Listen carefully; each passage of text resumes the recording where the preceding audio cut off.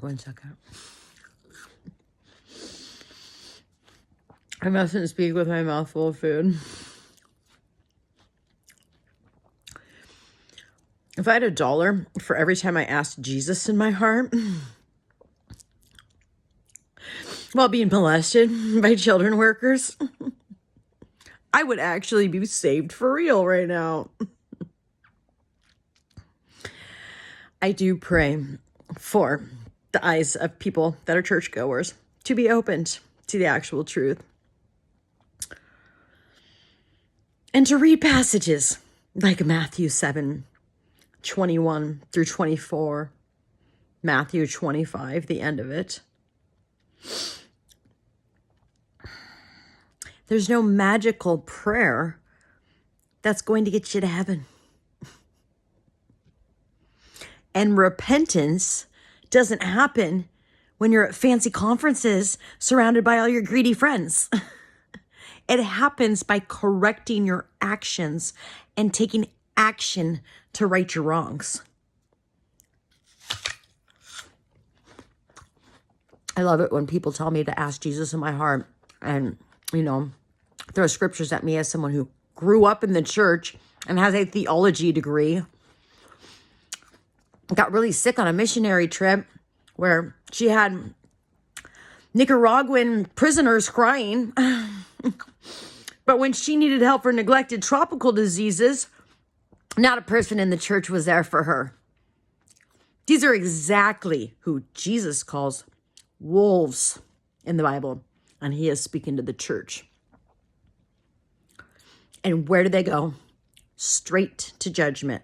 He says, "Depart from me. I never knew you." How many times you pass someone in need, flying a sign?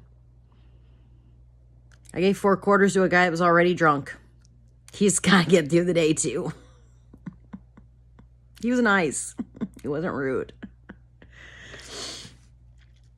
I don't always give money to them anymore because I saw a lot of them being really lazy at temp jobs. And then they didn't get, re-ticketed, so they were flying a sign. Oh, boy. Wide is the path to destruction. And there's sure a lot of people at mega churches aren't there. And they're digging money out of their walls. But are they doing anything to protect the lives of the chosen ones? The ones that are actually being battled by the enemy and having flaming arrows shot at them? Day after day after day, several times during the day? No, they're not.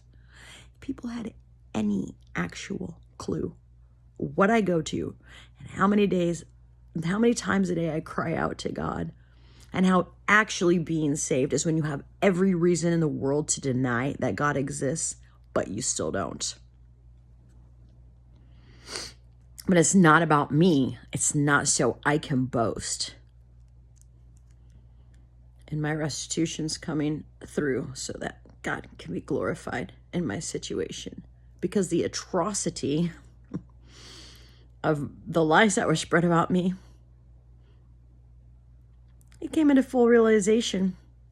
And little gamer kids clued me in several months ago.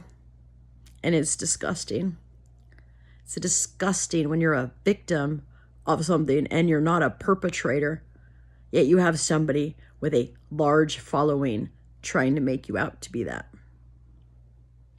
You kind of wonder what skeletons are in their closet, huh? Well, thank God the actual truth is going to be told.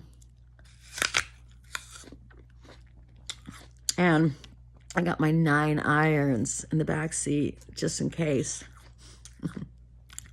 These are the people that are preaching, and they are the ones that are going to suffer the harshest judgment, especially when they refuse to protect the lives of their own children, and they collude with others, many of them perverts, to destroy their own child's life.